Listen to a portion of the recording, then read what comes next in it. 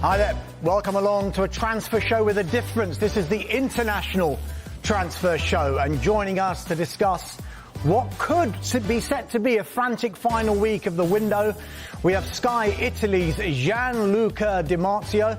He joins us live from Val di Fassa, Trentino, where I'm reliably informed he's just come straight off the slopes. And on your screen right now is actually Sky Germany's Florian Plettenberg. He's in Munich. Guten Abend, Florian. Gentlemen, great to have you with us. And there is Gianluca Di Marzio. Welcome along to both of you. Hi. There Hi, they are. Nice to meet you again. Look at them in their glory. Florian Plettenberg there and Gianluca Di Marzio. It is an international transfer show, but there is breaking news already, so we can cross straight away to Florian Plettenberg in Munich. Florian, what have you got for us?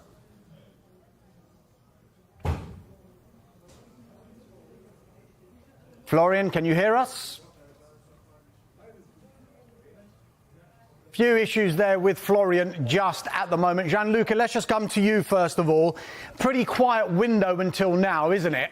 But what are you expecting in the next 7 days? I can expect in Syria and England soon, very, very soon, the transfer of Stefano Sensi to Leicester. I can say that today Leicester had the green light to do this deal, and so in these minutes, in these hours, Leicester will send his official bid to Inter Milan, and they will get very, very soon, tonight or tomorrow at least. Stefano Sensi is a Inter Milan player, midfielder, and so Maresca wanted him a lot, and so this will be the next transfer from Italy to England, and then in Italy we are looking forward a lot of Premier defenders, but it's very difficult to convince your clubs to loan Langlais, because AC Milan wants Langlais of Aston Villa, or Kivior. There's another target of AC Milan, and Arsenal didn't open for the loan. So we are focusing your defenders, because we need defenders in our Serie A, and so we want to get your players in Italy, but it's difficult. You are too expensive. Yeah, we always have this conversation, Gianluca. Florian, can you hear us now? Yeah, I hear the program. Florian, we can hear you finally. We crossed you right at the start because you've got a bit of breaking news for us. What can you tell us? Yeah, sorry for the situation, but we can start with the breaking news, because we got the news that Bayern Munich is in negotiations with Galatasaray about a potential permanent deal of Sacha Boey. That was our exclusive news a few days ago. We have reported that he was on the list, and Bayern Munich have inquired about numbers, and they got the information that he can leave Galatasaray for a price of around 20 until 25 million euros. For that time, it was too expensive for Bayern Munich, because they were focused on Mukiele and Trippier. Trippier is off. Mukiele is still very difficult. Now, Sacha Boey is the absolutely top target for FC Bayern.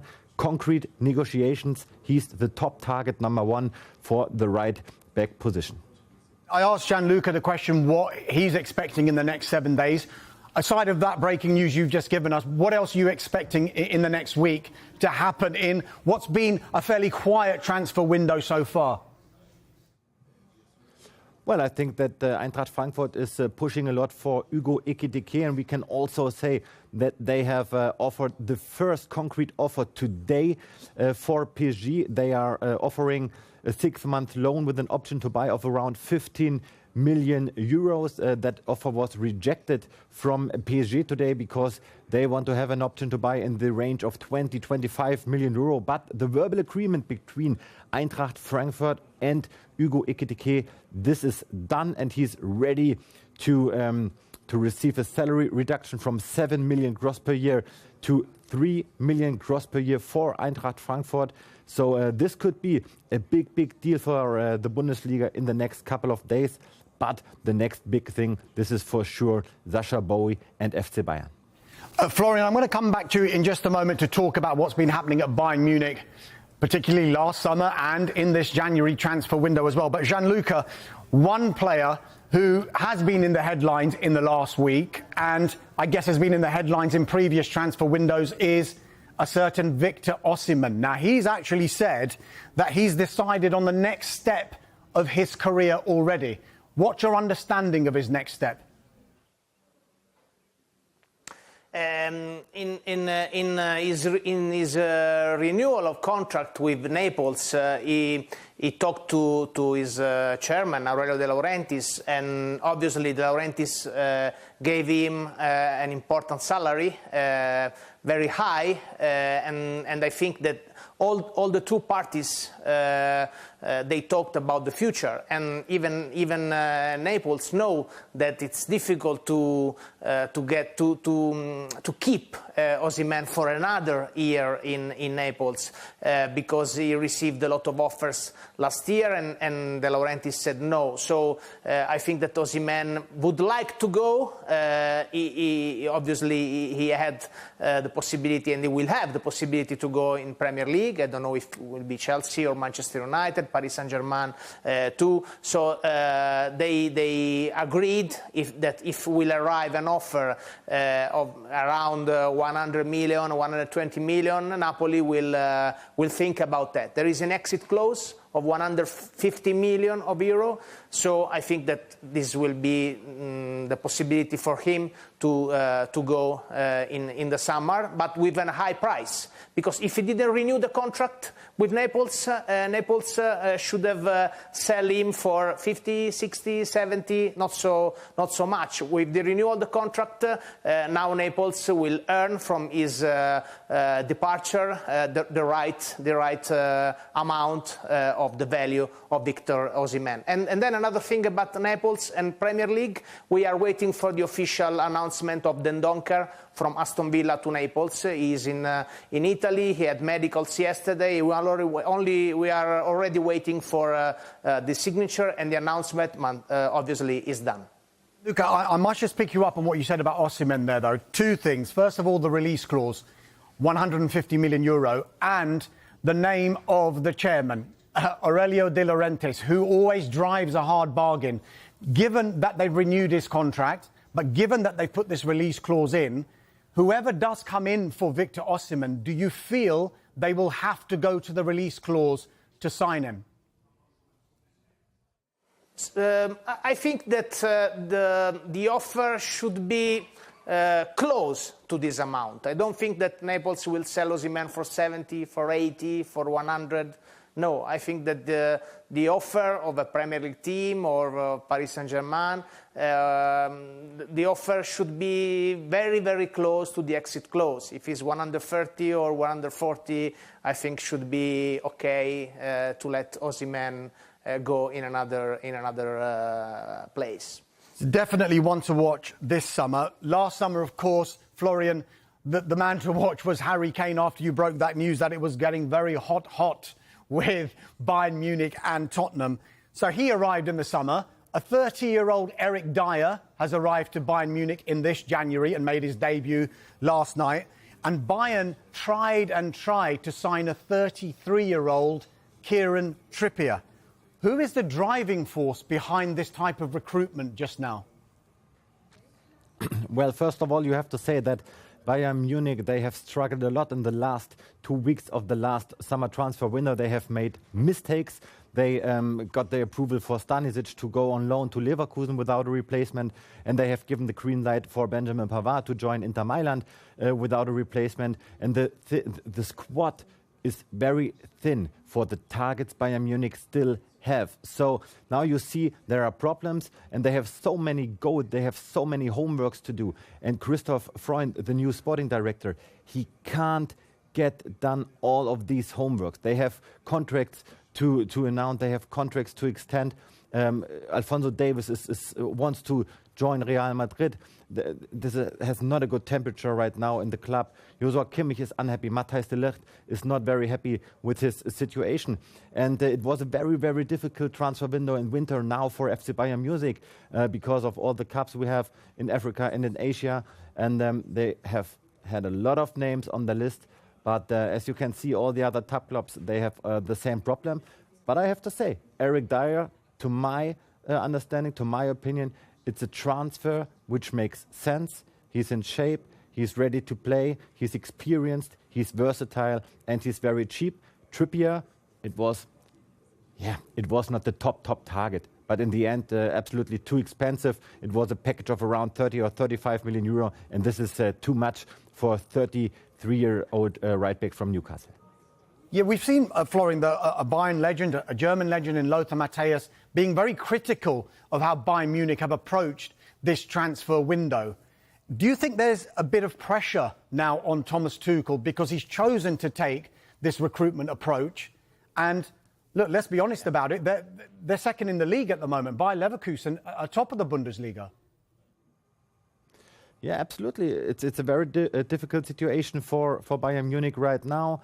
Bayern 04 Leverkusen, to my opinion, with the best squad in the Bundesliga, with the best transfer window last season in summer, and this is the result right now.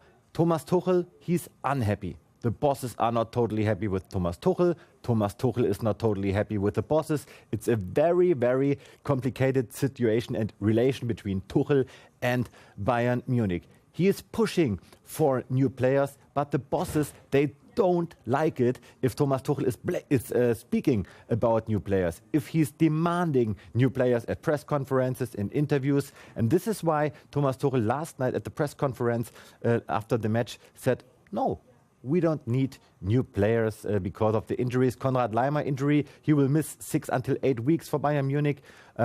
This is totally fresh news from today, and Upamecano will miss around 3 weeks. So Bayern Munich needs new players, but in any case, Thomas Tuchel demanding players, the price increases for all the targets Bayern Munich have. Yeah, just a reminder of the information we have with regard to Newcastle United and Kieran Trippier. Looks like he's going to stay. We know that Callum Wilson has been linked with a move away. Looks like he's going to stay. But the one player who potentially could move, of course, is Miguel Almiron with Al Shabab from Saudi Arabia. Very, very interested. Florian, I'm going to ask you about Jadon Sancho in just a moment. But I want to ask Gianluca about Manchester United in general and what the attitude and the feeling is in Italy. Are Manchester United being talked about, particularly with the window that they've had so far? What's the feeling there, Gianluca? In this January, no, I don't think they will focus to some Serie A players. No, in summer, yes, I think so. Could be Victor Osimhen, for example. Another player that Manchester United is, I think, strongly interested. I don't know if Juventus want to sell him, is Gelson Bremer. Gelson Bremer, Brazilian defender of Juventus, is top player in Juventus, and United is following him for a lot of months. And I think they will try in summer, and I don't know if Juventus will sell him, but Gelson Bremer could be a target for Manchester United in the summer.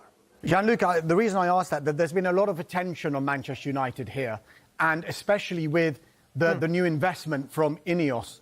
Has that been talked about in Italy at all? Because, of course, Manchester United is a global club. It's a club that a lot of people will be talking about. Is that the case in Italy?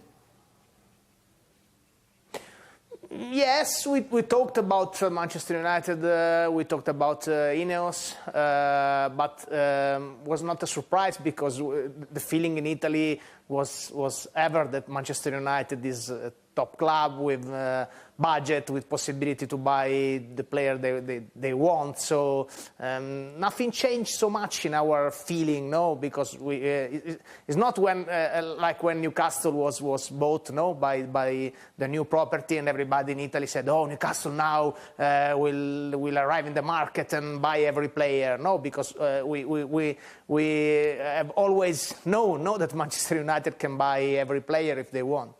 You say they can buy every player you want. The information that we have, particularly for this month and particularly because of profitability and sustainability rules, is that there's every chance United will just keep their powder dry and wait until the summer before they launch another attack on the transfer window. There's every chance that there will be no arrivals at Old Trafford in this transfer window. But one of the big departures, Florian, of course, was one that you followed, was Jadon Sancho and that return to Borussia Dortmund from Manchester United. It is a straight loan because he will still have 2 years left on his contract, plus United having the option for a further year. But what chance, if he does perform well for the rest of the season at Dortmund, that he could actually get a permanent deal at Borussia Dortmund? Is it a deal that Dortmund could do with United? Let me ask you one thing before I give you the answer on Jadon Sancho. Do you ask me for Manchester United targets, Araujo, De Ligt, or do I have to answer it now? You can answer that now if you like. No, we start with Sancho, but I don't want to forget to speak about Araujo and Matthijs De Ligt because we have spoken about Manchester United. Well, first of all, we have to say Jadon Sancho and Borussia Dortmund, this is a perfect fit. This is a love story, and the first performances of Jadon Sancho, they have been very, very well, and he has still a very, very high impact on the match of the whole temperature in the club. He's very open-minded, he's very positive, and he's playing very, very good. It's too early to say if there's a real chance to sign him on permanent deal in the next summer. It's a straight loan. It's not with an option to buy. It was impossible to negotiate an option to buy. This is confirmed by Dortmund boss Sebastian Kehl. But for sure, it all depends on Ten Hag. If he will remain the Manchester United coach in summer, I cannot imagine, and this is my clear information, that Jadon Sancho has a future at Manchester United. The breakthrough at Manchester United, this is the desired target of Jadon Sancho. And it was the desired target of the player the whole time.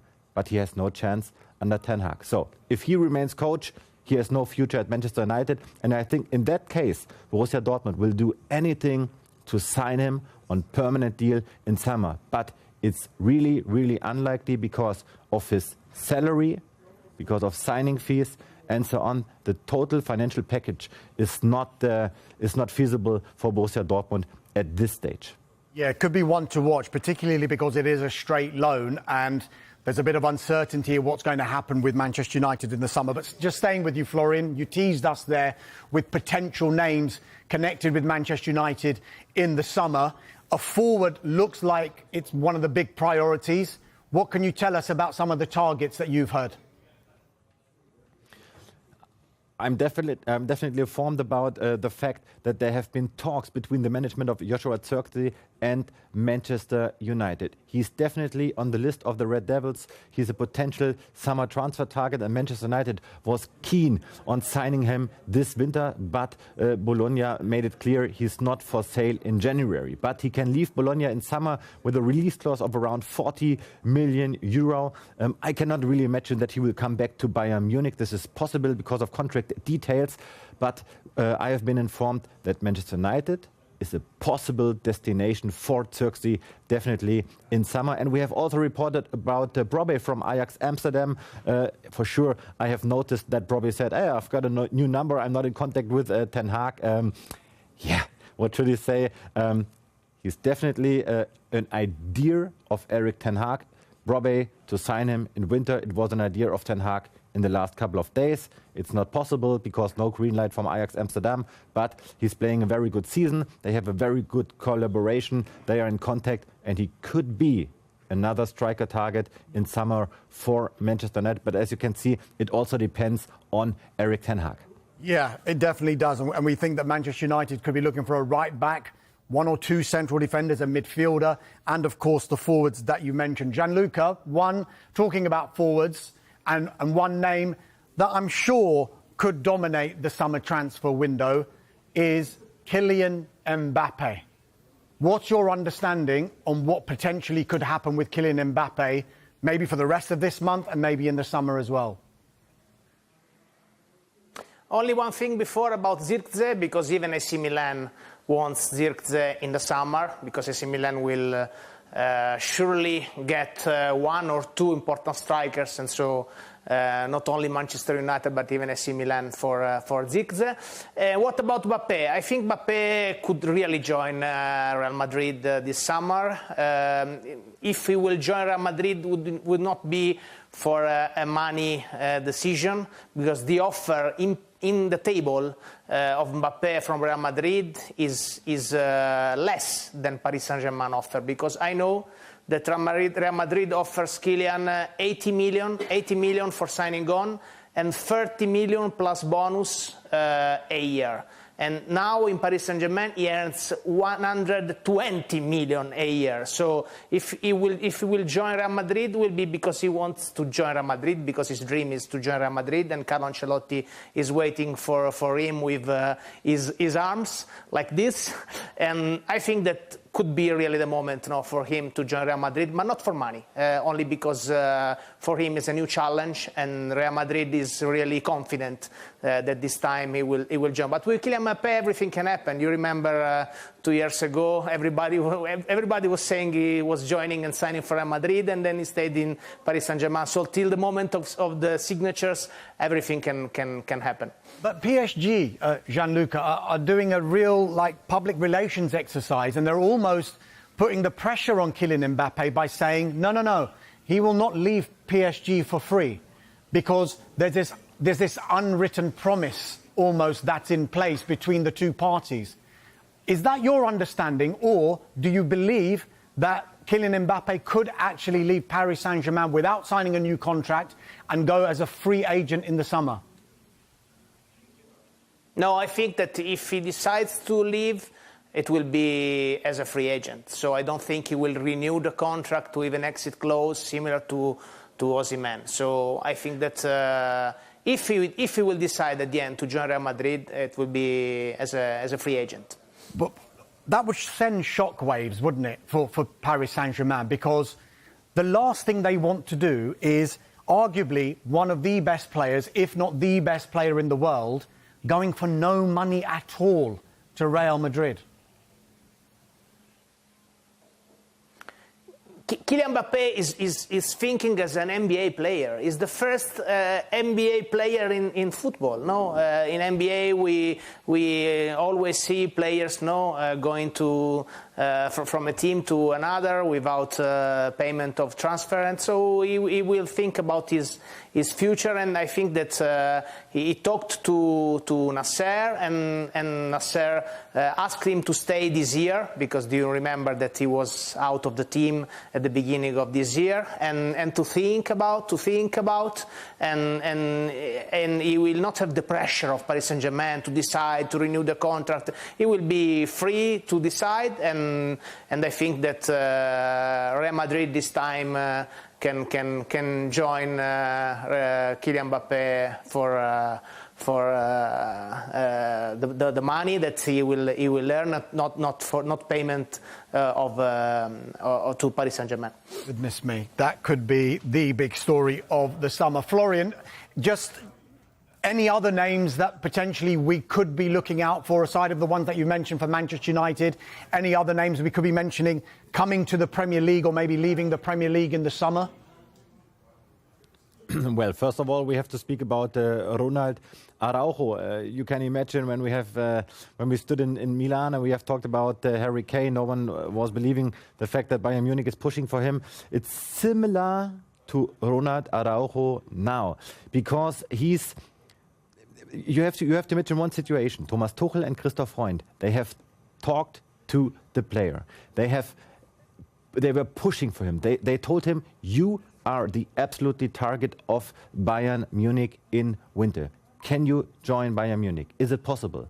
And the player was thinking about. But he also made clear that he's a big commitment to FC Barcelona. But Christoph Freund and Thomas Tuchel, they were willing to spend around 70 or 80 million now in winter for Ronald Araujo. And Araujo was definitely informed about it, and he was appreciated by the efforts of Bayern Munich. And to my information, Ronald Araujo is the absolutely top target for Bayern Munich in summer as well. They want to spend many euros for a big defender like Araujo. But, and this is now the link to Manchester United, Manchester United have also informed about the player in the last couple of days. There were phone calls. Manchester United is definitely informed about all contract and transfer details, and they still have the hope that Ronald Araujo could join Manchester United in summer. Nevertheless, I'm totally convinced that FC Bayern Munich has really good chances to sign Araujo. Florian, we are running out of time, but reported. we will keep up to date in the last week. Florian Plettenberg, Gianluca Di Marzio from Sky Germany and Sky Italy, thank you very much indeed. Coming up, it's a transfer show with Mike. Don't go anywhere.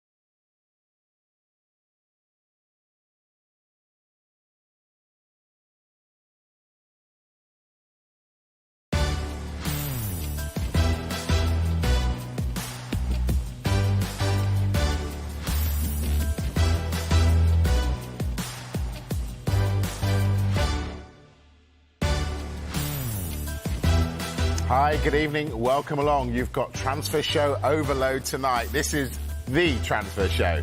Kalvin Phillips has completed his medical at West Ham. The deal could be confirmed in the morning. Also on the way tonight, updates from Chelsea, Newcastle, Tottenham and Arsenal's search for a striker. There's a week to go until deadline day and there's plenty in the offing. I'm desperate to win the title, but not desperate to sign players. If I give him 10, 15 games in a row, he will play good. I didn't give him. I feel so responsible for that. We're always alert and we're always doing work if we can improve the team or improve the squad. And hopefully he can play the minutes that he deserves and I could give them to him. Obviously a club like Atletico Madrid is a big club in European football. Disappointing, firstly, because we felt like we were making some headway on a couple. Anybody in the frame in terms of positions? Loads. Positions Lots. that you want to strengthen? Loads and lots. Hi, good evening. Welcome along then to European football expert Andy Brassel. Andy is with Melissa Reddy and Mark McAdam this evening. And as we've done many times in this transfer window, we're going to start with Kalvin Phillips. But Melissa, we won't be doing it for too much longer because this is close, isn't it? Yeah, this is basically the formalities now. He's passed his medical. It's just dotting the T's, crossing the I's. What an amazing move for him, because it gives him the opportunity to get back into his stride, to remind everybody about what he's capable of as a midfielder with his distribution, whether it's a short game, long game, offers West Ham a diversity in their options and how Moyes can change things tactically. Manchester City obviously not standing in his way of getting regular game time, which is a big credit to them. They actually don't do that for any player, regardless of whether they need to sell to a rival or not. And I think that just shows you the strength of their squad and the structure that they have going through the place in terms of recruitment, that they are able to let players leave and not really lose much sleep about it. And what has Pep said about losing his midfielder? I think Pep has been quite honest in saying that he's not really allowed Kalvin Phillips to show what he's capable of because he's never given him consistent minutes and a run. You need to get into your rhythm, into your stride. It obviously didn't help Phillips that you go into a winning juggernaut like City and you pick up a succession of injuries, so you're severely on the back foot. You lose the chance to make an impression, and especially when you're competing with Rodri. But this is what Pep Guardiola said, and wishing him well, I thought, was the sign that this is just about to get done. OK, really close then. So City don't want Kalvin Phillips, West Ham do. Is he a David Moyes type of player, Mark? When you look back through the types of signings that David Moyes has made whilst he's been the West Ham boss, he's always looked for those Premier League proven players that can come in and hit the ground running. That's where he's had most of his success, and that's something that clearly he enjoys working with on the training pitch, and he wants to shape and mould that West Ham team around those homegrown, those British players, those players that understand the mechanics of the Premier League, and they've watched it, played in it, and they've been a big part of it. And Kalvin Phillips certainly does that. You'd look at this really, as a West Ham fan and for West Ham Football Club, as a huge coup. They're signing a 28-year-old England international from the Champions League and Premier League winners. He's still got a lot of good football ahead of him, and the fact that they've been able to attract someone of his quality ahead of the Euros shows that West Ham can still mix it and compete on the highest stage when it comes to signing big-name players, which absolutely Kalvin Phillips is. One of the key things to this was that Kalvin Phillips had options. We know that Juventus, Atletico Madrid, Barcelona, Crystal Palace were all keen on getting his signature. But when West Ham's interest peaked, that's where Kalvin Phillips said, well, actually, that feels like the best fit for me. So therefore, West Ham are getting a player that wants to join David Moyes, wants to join that setup in East London. And interestingly enough, actually, he was a player that they were scouting whilst he was at Leeds. Yeah. The scouts had been watching Kalvin Phillips for some time. He eventually got the opportunity to join Manchester City, and you can understand why he didn't want to go to West Ham at that stage, because Pep Guardiola and that group was obviously in the offing. So therefore, they're getting a player that they've been watching for a long period of time. He's a leader on and off the pitch, which is massive. We know that David Moyes likes his captains, likes his leaders, likes people that he can trust out there on the field of play. Great character, great personality, someone that's hugely popular in both the England and Manchester City dressing rooms. So he brings that profile and that gravitas and that ability to lead as well. In terms of the David Moyes style, he's very much the right type of midfielder. They were looking for a 6, someone that can link the play, someone that can turn defenders, someone that's got a fantastic ability when it comes to their passing. So I think when you look at this, David Moyes and West Ham will be sat back right now going, this ticks every single box. We've got a really, really exciting player. In this January window, which is so tough to get good players through the door, this is perfect for us. Yeah, Andy, Mark just reeled off those European giants who showed an interest. Are you surprised he's not ended up somewhere on the continent? Not really, Mike, because honestly, I don't think any of them could afford him. You look at Atletico, they've got given a little bit of latitude from the fact they got €8 million off the Renan Lodi deal, who he left for Marseille last summer. Juventus are still recovering from the Cristiano Ronaldo bill, which they're still paying. PSG would have been interested, but again, it was just too much for them to do on a temporary basis in January. They've gone the younger route with Gabriel Moscardo, who won't arrive until summer. So, whereas I would have loved to see him in those sort of environments, it does feel like West Ham are the best fit, like financially and sporting-wise. And I think if you look at the advanced numbers with West Ham as well, they probably should have conceded more goals in the Premier League this season. I mean, you know, they took the odd beating, like at Fulham, for example. But that defence has looked really quite exposed for most of the season. If you're wondering what's stopping getting them towards the top bracket of the Premier League, not the top bracket, but the top 6, it's the defence. And Kalvin Phillips can really help with that. They've become very reliant on Edson Alvarez, who's been great, actually, since arriving from Ajax, very quickly. And they can't do that because we've seen, with a couple of key absences, and you look at, Paquetá, you look at Kudus going off to AFCON. I think the difference between a fully fit West Ham and a few players out of the 11 is massive. And obviously he can help with that. Now, we talk a lot about getting playing time before the Euros for our England internationals. Do they feel the same in Europe about the upcoming tournaments? Yeah, of course. And that's why Timo Werner, for example, was desperate to get out and come to Tottenham. Of course, Tottenham is a good move for him anyway, but he wasn't getting any game time at Leipzig. And for him, it's one opportunity. He's playing a home tournament this summer as Germany hosts Euro 2024. So I think you'll see that. I don't know what you guys think, but across this, there's always a bit of brinkmanship and a bit of slow burn in the January transfer window. As Mark was saying, you struggle to find that value. But I think there are going to be these moments in this last week where players are like, you know what, I need a game. If I'm going to play in the summer, I need a game. You know, the other point you made about the finances for Kalvin Phillips being quite difficult to do, I think the issue was he was on a list for a number of clubs. Not really top of the list, but on the list. Yeah. So no one was really moving, whereas with West Ham and David Moyes, because he wanted him so severely in 2020, there was already that backlog of work that had been done on him, both in terms of the due diligence, but also the fact that Phillips knows that this is a manager that really rates him, that likes what he does, that knows how to extract what he does and make the most of it.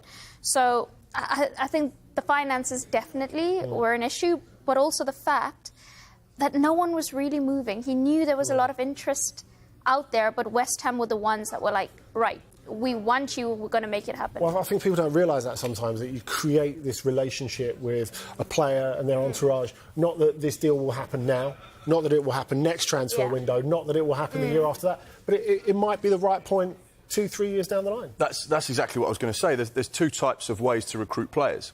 There's recruitment, where you go and find, we need a right-back, who's the best right-back out there for the money that we have, and then there's old-fashioned scouting.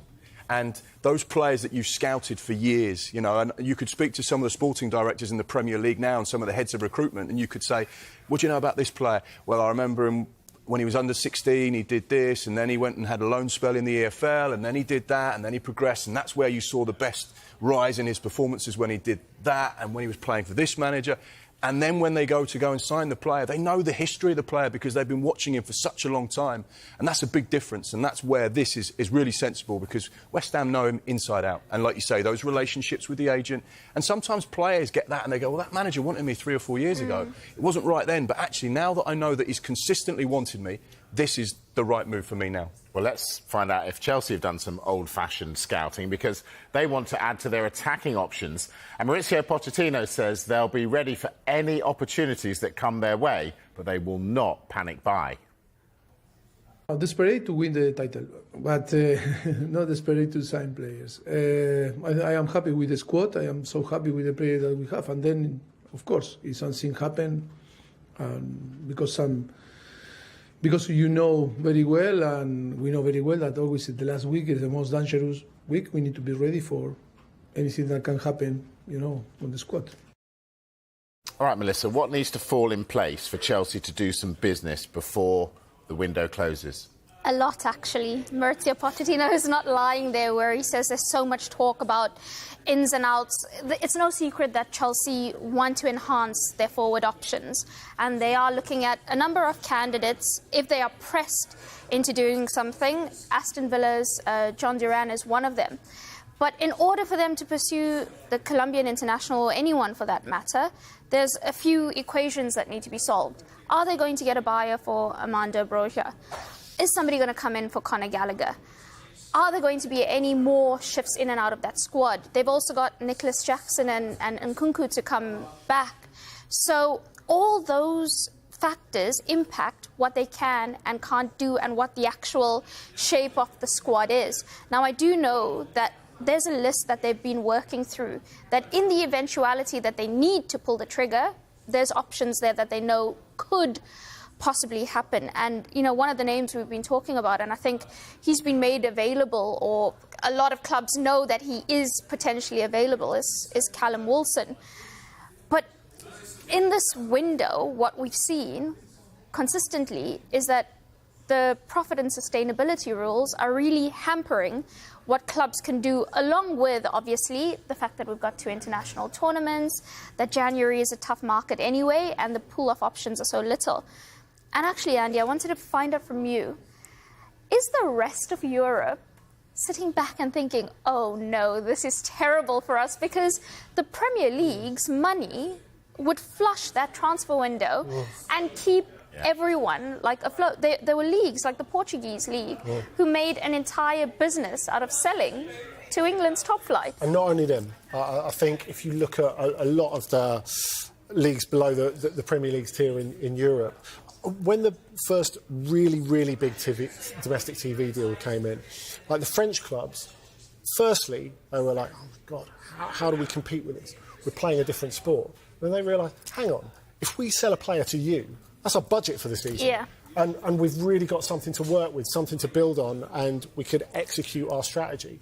Now, the problem is, say, for France at the moment, we're running out of domestic TV deal, who have players they would like to sell. Those players who would be great for Premier League clubs normally, because you've found traditionally that players from Ligue 1 are pretty much plug and play in the Premier League, with a few exceptions, of course, because you have that level of physicality there. All of a sudden, the Premier League clubs cannot afford them. They don't want to take that leap. So you look at who the major beneficiaries have been for the moment. It's probably Belgium.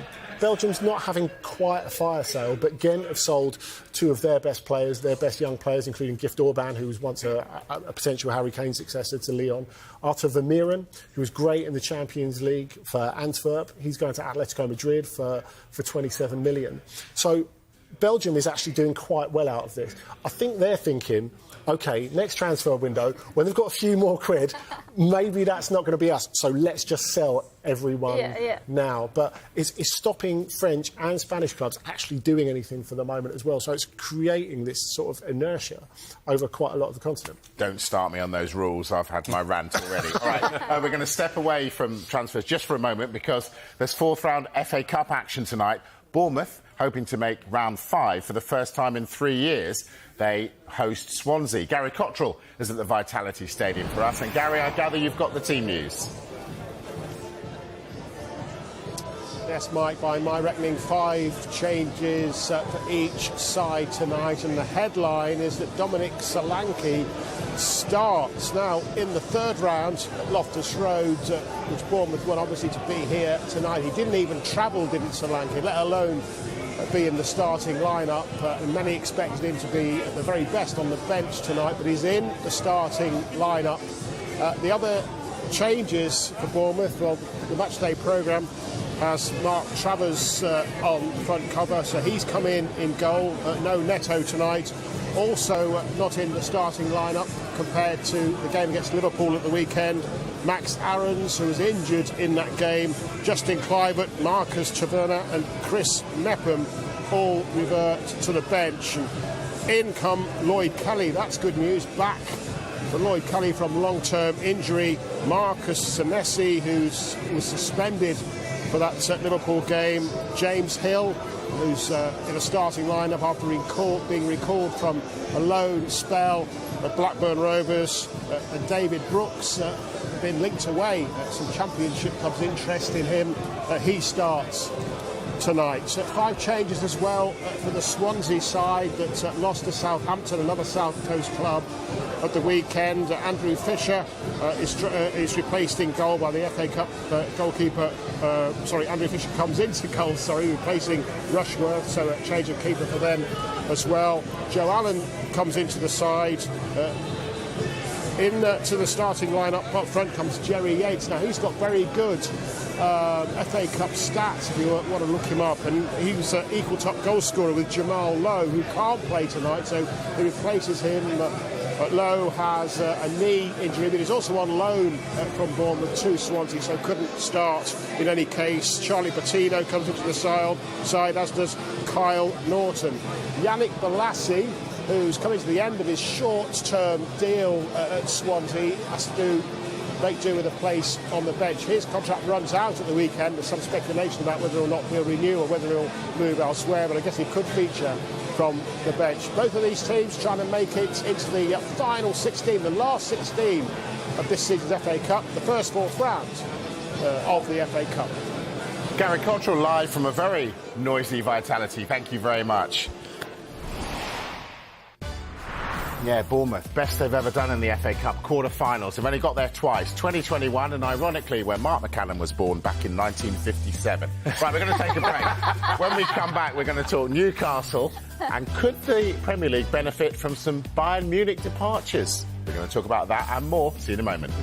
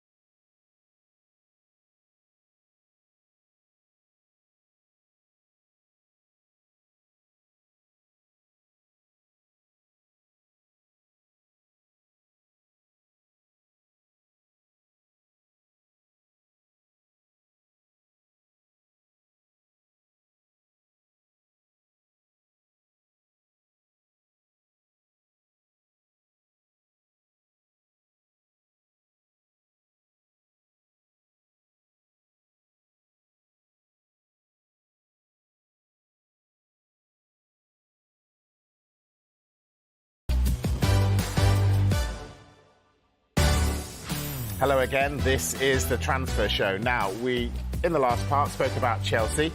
Newcastle in a similar position to them.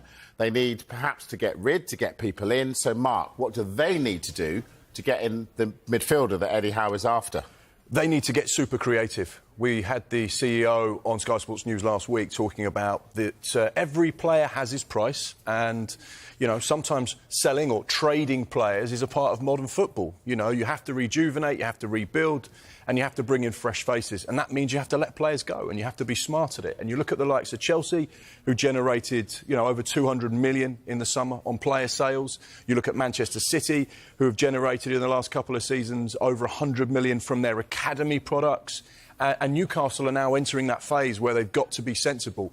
They've been losing around £200,000 a day since the PIF group took over the football club. So therefore, they have to be really creative now when it comes to trying to sign a new player. We know that Eddie Howe's in the market to recruit, particularly in midfield. He wants an advanced attacking midfielder, someone who can play as an 8 because of Sandro Tonali's ban and Joe Linton's injury. So that's an area that he really wants to strengthen. But we know they can't just go out and spend the cash whilst they've got loads of money sat in the bank, because they are right up against it when it comes to PSR, FFP. So therefore, player sales is going to be a big factor as to whether or not he can strengthen in this window. We know there's been a link with Kieran Trippier, but that one's gone very cold. That's unlikely to happen now. We know that Miguel Almiron has been linked with Al Shabab in the Saudi Pro League as well, and that potentially could be another way that they could fund an incoming midfielder. Also, Callum Wilson, there's a lot of speculation about him at the moment as well. Right, come on, hang on. Let's talk Callum Wilson. Melissa, it seems simple to me. Chelsea want a striker. Newcastle have to offload to bring a midfielder in. They've got a striker who perhaps could be offloaded. Why can't that happen? Because as we ascertained in the last part, there's so many things that need to fall into place for Chelsea themselves in terms of what the shape of the squad they'll be before they can even consider, right, OK, we will do business with Newcastle for Callum Wilson. I think earlier as well, when we're speaking about a player being on a list, but not the player on that list, it's how much do you want to do to make this happen? And if it's a short-term solution, are you willing to go all out for a short-term solution in the state of play at the moment with PSR? And that's the situation now. We're talking about simple things. Some things are not so simple. What's that cryptic message you want to decode what Callum Wilson's just put up? This is all part of the fun, isn't it? Because players have social media and a vehicle to almost tell people what they're thinking without telling people what they're thinking. Callum Wilson tweeted at 7:15 tonight. He had a picture of himself and a nice sunset, and then it says, "Don't compare your life to others. There's no comparison between the sun and the moon. They shine when it's their time." And there's a couple of emojis as well, a whirlwind and an hourglass. We know that Callum Wilson is into the last 18 months of his Newcastle contract. He's into his 30s. He'll have one eye on potentially the Euros and being a part of Gareth Southgate's squad for the summer. But could also this be an opportunity for him to get a last move, potentially play for another club? But again, it's the domino effect of players that want to move, but, you know, we can't bring him in until we get rid of this player, and that player's not going to move until that club gets rid of that player. Could potentially there be a striking situation this January where a lot of strikers are all in a domino effect waiting for one move to happen, which will then allow another move to happen? I don't know. Callum Wilson's an interesting one. I just think he might be someone to keep your eye on between now and this time next week, which is deadline day. Well, Newcastle haven't completely discouraged people who've inquired about him, which I think is the notable thing. I actually think I would be mad to get rid of him, because if anything happens to Isak, they're stuck. Who gets injured? So arguably, obviously, there are other issues with Kieran Trippier, like, you know, he is a real leader. He's arguably the outstanding personality in that squad since PIF took over. But there is cover. If we're talking about bodies, you know, there's Tino Livramento. Matt Hall can come in and play more games on the other side if Livramento's moved over to the right. You know, Fabian Schär can play out there. There are other options. I guess the other thing I would put to you guys is, you know, if only Newcastle had a way of loaning players from say, 4 teams in another country who have very good squads with a process that's not been ruled out or made illegal yet. What do you think about that? I mean, do they think that the blowback or the potential blowback from other Premier League clubs is just too much? Well, they've got no friends in the Premier League, they said anyway, so why not? Yeah, just Melissa, go for why it, right? not? It probably is the complication of the can of worms that would open up, the perception, and then, you know, would those loopholes then be tightened up, which we expect down the line it will be. But again, I think they're in a situation where they have players who are available. There has been interest shown in them. There's been lots of conversations around these players. So they could still sell them. Well, you said about that 8, didn't you? Imagine loaning, say, Sergej Milinkovic-Savic in January. Imagine being able to do that. You talked about the loopholes being tightened up. It reminds me of the day before my 24th birthday. I went to the station and renewed my young person's rail card. And the guy behind the counter said, I know what you're doing. I said, well, yeah, you can know what I'm doing, but you still have to sell it to me. So. Yeah. The other thing about it is, as well, is that whilst they potentially could get players from anywhere in the world, and Saudi Arabia, the Saudi Pro League could be an option, you have to remember there's 2 things at play. The Saudi Arabian Pro League are trying to build the league. They're attracting their best players, and they're spending a lot of money on bringing those players over. They don't want to then suddenly start shipping them back out again, because there are a number of players, as we know, that are looking for exit strategies within 6 months of going over there.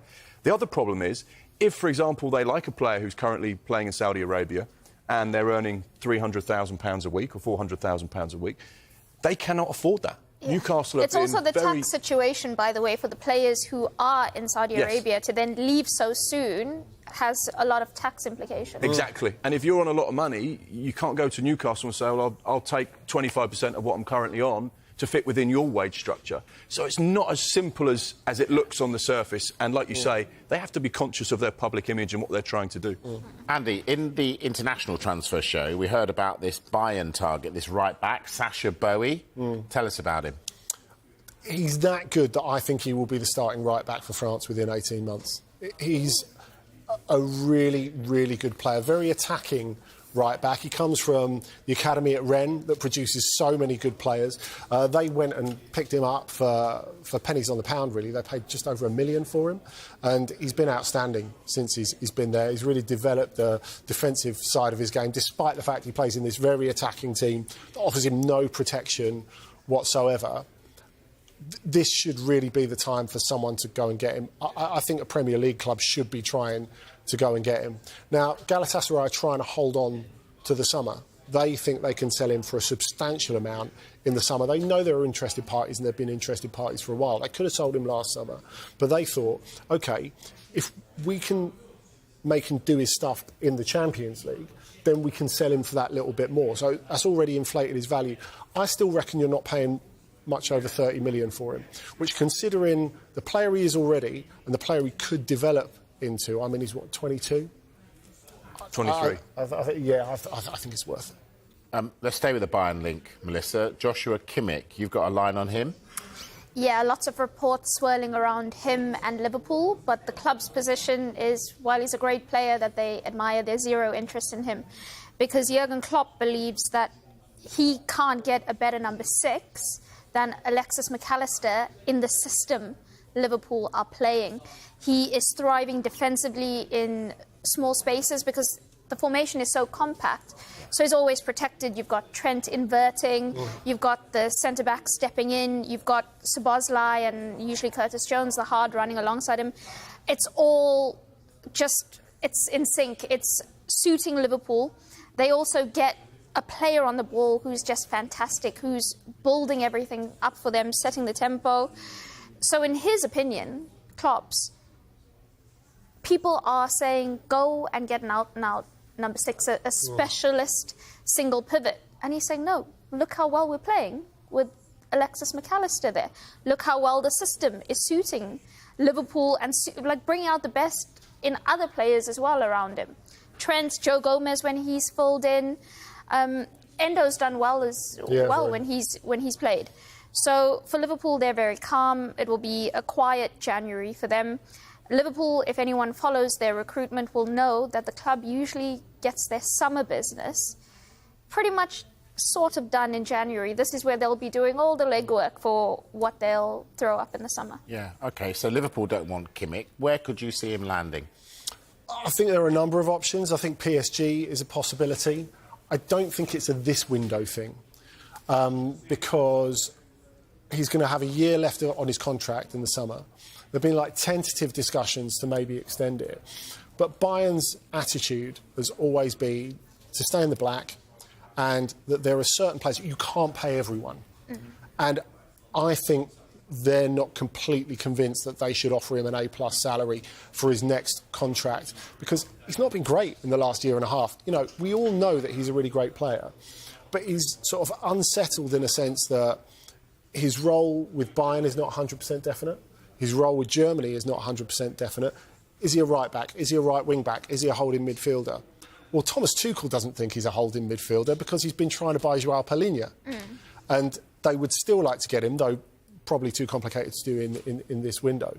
So I think Kimmich is definitely a candidate to go in the summer. Barcelona? I think Barcelona or PSG is more likely than the Premier League. Probably PSG because they actually have the money. What about Matthias de Ligt? Could he be moving in the summer? Yeah, possibly. I think he's another one. They're doing a defensive overhaul at the moment. Obviously, they brought in Eric Dyer to plug a gap at the moment, and he made his debut last night for Bayern, of course, against Union Berlin. But really, they want to build that defence around Kim Min-jae, and he's been great so far. Off at the Asian Cup at the moment, they have Dio Upamecano, and I think the whole problem with de Ligt, he just needs a club where he's going to stay for 5 or 6 years and really develops. Because everyone assumed when he went from Ajax to Juventus, oh, OK, he's got Chiellini and Bonucci at the time next to him. This is going to be him in Serie A, his defensive finishing school. And it didn't work like that. He didn't play as often as he might. He was a little bit accident-prone. And he just needs full trust put in him. I think a move is possible. So I would love to see him develop at Bayern. But I think in this situation where money's tight for everyone, it's tight for Bayern as well. I mean, remember, they spent 100 million plus on someone who was a year from the end of his contract, which culturally was a bit of a minor earthquake. So they've got to be careful going forward. That he keeps scoring? People still talk about it. I mean, obviously, people love Kane on and off the pitch, but there is still a little bit of people's brains that go, God, did we really do that? Did a German club really do that? Because it's so above and beyond any sort of transfer they've done before, especially for an absolute star from the Premier League at the peak of his powers. So, you know, they're probably going to spend big on a defensive midfielder. They've got to be careful, really, going forward. All right, time for a break. Now, when we come back, we're going to talk Arsenal and that search for a striker. Could be an exciting summer ahead for all you Gooners. More next.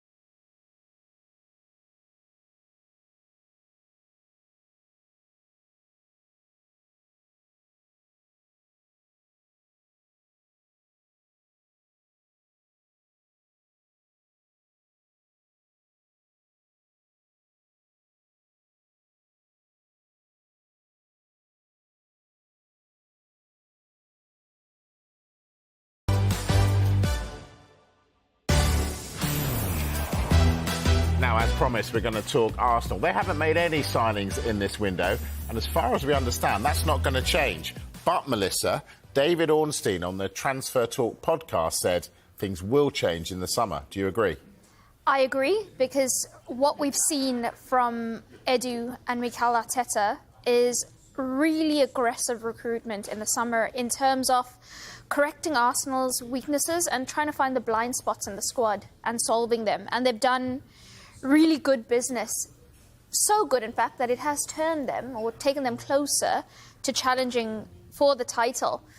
And I expect that Arsenal will recruit a forward in the summer. I know that they've got this dual policy of looking at younger players who in the next few years could develop into something special. That's a longer term look, but they also want an immediate guarantee of goals. Now that second profile is tiny. There are not a lot of elite forwards on the market or that are remotely available and that are remotely available for a decent fee. It's going to cost them, and so a lot is going to be determined by how many players on the fringes they get rid of. And I am told that there will be quite a few outgoings. But I'm saying that, and I'm sitting here and I'm thinking, with PSR, is there really going to be? Because while, we're speaking earlier about players wanting to move for greater minutes or because they've got tournament football, but a lot of them are going to end up being stuck because the clubs who'd ordinarily take them can't afford to do anything. So, yeah, but I suspect Arsenal will go big in the summer because it's what we've seen from them in the last few windows. Andy, Melissa says that the pool they're searching for, this top striker, is really small, so this should be easy for you to answer. Who can they look for? Well, I don't know. I think an interesting sleeper could be Gonzalo Ramos at PSG.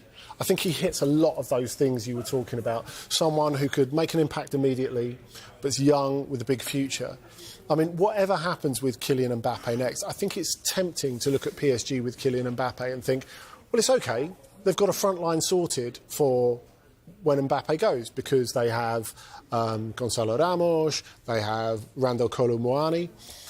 But it's emerged that Luis Enrique, despite sanctioning the signing of both of those, has huge doubts over either of their ability to be an elite level number 9. Now, maybe part of that is because he's looking for something slightly different for a number 9, which is why he's slotted Kylian Mbappe into that central position, which could work out quite well for Real Madrid and Jude Bellingham.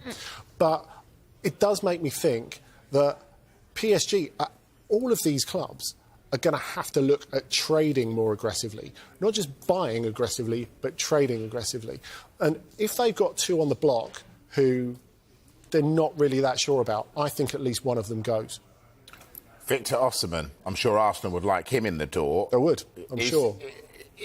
Is that possible? And if he were to come to the Premier League, has he got what it takes to be a success here? He's definitely got what it takes. I think in many ways he's made for the Premier League because he's so all action. But we were talking about this earlier, weren't we, about how I think he's got a little bit of the Fernando Torres to him in that his greatest strength is his greatest vulnerability. Because he puts his head where other people wouldn't put their feet, I think he's maybe a little bit of an injury risk. He plays like a hyperactive child sometimes. And for that reason, he should probably be wearing a crash helmet. I think he would be great in the Premier League. What we were hearing about in the previous show when Gianluca was talking about his new contract, the release clause in that is absolutely integral. Normally, when we talk about a new contract, we think that player's staying, especially with a nice pay rise like Osimhen has got. But in fact, the president of Napoli, Aurelio De Laurentiis, he was saying last summer, look, if you want to talk to me about Osimhen, put 200 million on the table and then we'll talk. And that means Saudi or nothing, basically. Yeah. No European club is coming anywhere near that. Now, if you're looking at a fee of around 120, 130 million pounds, that all of a sudden brings Premier League teams into play. But, there's so much shuffling to do, and there will be more shuffling to do. We were talking about Chelsea as like a real contender for Osimhen, for example. But what happens to Broja? What happens to Lukaku? That's right, Lukaku, because Lukaku cannot stay in Italy. Roma won't be able to afford to keep him next summer. Lukaku's pushing for that move to Saudi. Have you not seen his recent comments? Well, if he's going to go anywhere, it's going to be there. Who else can afford him? Where could Osimhen land, do you think, Mark? Well, again, as Andy's touched on, it's going to be about the finances. This would be a meaty deal, to say the very least, for Premier League sides, and immediately you'd have to rule out, most of them. I guess Chelsea, Manchester City would be comfortable with what they've got at the moment. Manchester United, could Liverpool get to that kind of fee? Again, you start to look at the wages, the agents' fees. It's not just 120 plus million for the player. There are all the bolt-ons and add-ons and the length of contract. So I think really you're probably looking at maybe just a very small handful of Premier League sides that could take him and could structure the right type of deal that would get him over here. He's 25 years old, so he's at that age really where you could spend big on him and potentially recoup some of that money if you were to sell him in 4 or 5 years' time, maybe. But this would be a mammoth chunk of cash. And as we know, against PSR, there are not many clubs that have a lot of money to spend. We know that the current financial year goes to June the 30th. So as of July the 1st, any spend after that date would go into the next set of PSR figures. But of course, still, it's a big deal that you've got to structure in the right way. Speaking of big deals, Kylian Mbappe. How do you see the Mbappe story playing out, Melissa? I spent a significant amount of time in France last year just trying to get a grip of the situation, speaking to people within his inner circle, going to the France national team, speaking to people within the federation there of what they wanted to see happen. And ultimately, last summer, that whole Cold War between him and PSG was not good for him in a personal sense.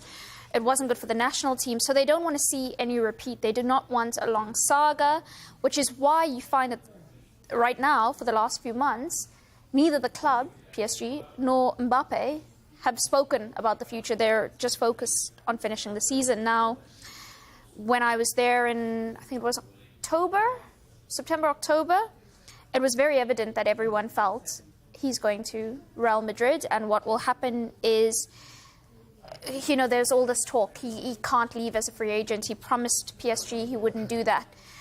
And how it would be mitigated is that he'd waive loyalty bonuses and a lot of money that would actually be owed to him. He'd forego that. One of the concerning elements was that Jude Bellingham, who, by the way, Real, when they did the pitch to Mbappe, gave Bellingham and Mbappe the same pitch, which is, if you want to win the Ballon d'Or, this is the club. You come and you win the Ballon d'Or. And the way Bellingham has just lit up, caught fire in Madrid and become this superstar out of nothing. And he's not become a superstar from the hype or, courting attention or doing commercial deals. It's based on the football and how well he's assimilated there. There's some people in the Mbappe camp who are really annoyed because that was supposed to be Kylian. That was the big plan for him. He was supposed to go there and be the superstar, and that's been delayed. So how that kind of works, it will be interesting to see. I know they want to play together. They will enjoy playing together. It will bring the best out of both of them. But there is a dynamic with superstar players or that very top end of, Erling Haaland considers himself there, Mbappe, Messi, and then when they consider moves where they want to be the player there. Yeah. And it's whether he will be, but I'd be surprised if it's not Madrid. Well, in the international transfer show, Gianluca Di Marzio said that he's going to leave PSG in the summer for nothing. Is that what you think will happen? Yeah, I think he'll go to Real Madrid as well. And at the moment, because of what happened, a year and a half, just under 2 years ago, Real Madrid are a little bit reticent about it. Whereas normally, they're super confident, they're aggressive, you want us. Yeah. And well, they think every player wants them, don't they? Yeah, and they're normally right. And it's why in the past you've seen situations with players like Angel Di Maria, Mesut Ozil, Xabi Alonso, where they felt comfortable letting their contracts run into their last year. Because at most other clubs, that's absolute panic stations. And when there's a year left, you think, right, OK, we've got to re-sign them or sell them. Whereas Real Madrid, they're like, where are you going to go that's any better than here? So it really affects the way they do things. But to have a player who they thought was in the bag, a superstar who they thought was in the bag, turn around They had the unveiling and everything sorted. Yeah. I was in Madrid and they were talking, there were executives at the club talking about how the unveiling was going to occur.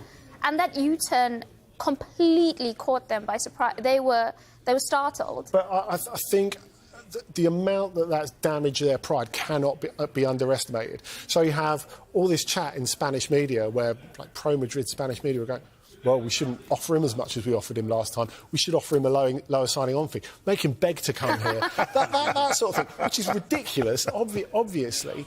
But there's definitely more of a sense of, well, if you want to come, but we're not going to put everything on the table right now. And you can understand that Florentino Perez is not used to being made to look stupid, and he doesn't want it to happen twice. Right, let's take a break. When we come back, we're going to talk Tottenham, Celtic, and keep you updated on the early stages of that FA Cup fourth round tie between Bournemouth and Swansea at the Vitality. See you in a moment.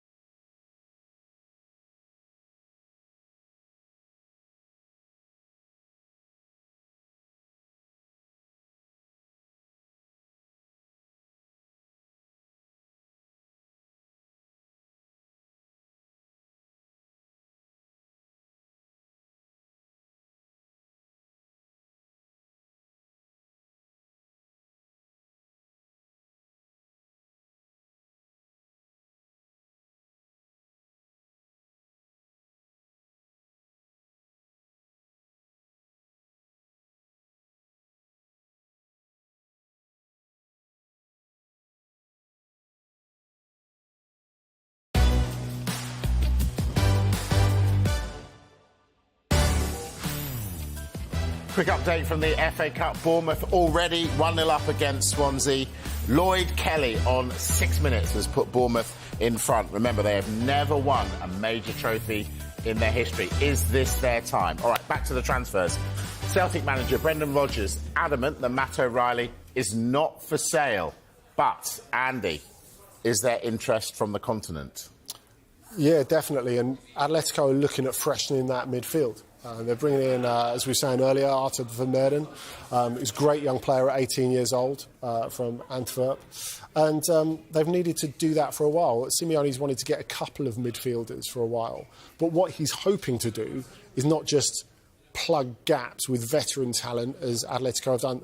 We can talk about Barcelona's financial problems, Real Madrid tightening the belt. Atletico have been living on pretty slim pickings over the past couple of windows. So for them to make that team a little bit younger, I think they've realised what Simeone has done in terms of results in 2023. It was a miracle, really, considering the investment he has or hasn't had. But towards the end of that year, they also started to realise, I think the people upstairs as well, that, hang about, we're so reliant on Griezmann and Koke, that can't go on. Running out of time, quick line for us on Antonio Nusa. Tell us about him. Enormous talent. We talked about how Belgian clubs are making the most of selling this window. It's been linked to Spurs, of course. If that deal did go through, I imagine he would stay in Belgium for the rest of the season. Of course, running mate of Erling Haaland. Loads of talent, loads of imagination on the flank. He could become something really special. And I think the sort of player who would really fit Ange Postecoglou's Tottenham. Mark, 30 seconds on the Championship midfielder who is making waves and Premier League clubs are interested. Tell us. Yeah, Adam Wharton, 19-year-old, currently at Blackburn. They've turned down an offer from Crystal Palace, which we understand to be around £18 million. He became an England under-20 earlier this season. Top talent. A lot of Premier League clubs are watching him. Crystal Palace just deciding on their next moves, but certainly not this window, but most definitely the summer if it doesn't happen. One to keep an eye on from the EFL. We absolutely will. Mark McAdam, Melissa Reddy and Andy, brilliant to see you. Thank you so 2-0. Right, update. I was going to give you an update. 2-0 to Bournemouth on 9 minutes. All the details of that coming up next on Sky Sports.